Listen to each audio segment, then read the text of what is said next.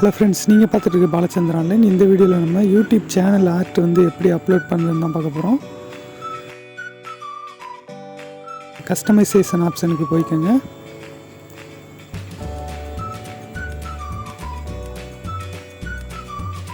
பிராண்டிங்னு இருக்குல்ல, அதை கிளிக் பண்ணுங்கள்.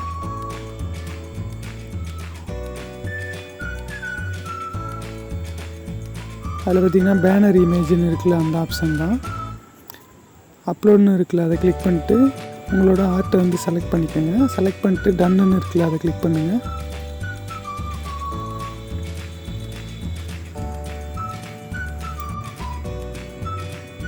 இப்போ பார்த்திங்கன்னா அப்லோட் ஆகிடுச்சு.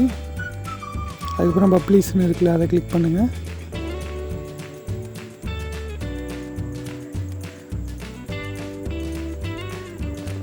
இப்போ பார்த்திங்கன்னா அப்லோட் பண்ணியாச்சு. இந்த வீடியோ பிடிச்சிருந்துச்சுன்னா லைக் பண்ணுங்கள், ஷேர் பண்ணுங்கள். இந்த வீடியோ பற்றின கருத்துக்களை கமெண்ட் பண்ணுங்கள்.